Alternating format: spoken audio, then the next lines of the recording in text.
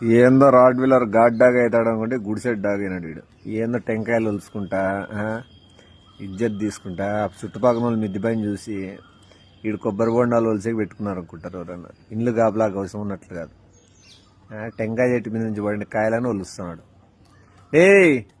మర్యాద నీరంతా ఏ మనిషాను ఎట్లుండాల rod wheeler మళ్ళా చూస్తానావు టెంకాయ ఒలుసుకుంటా.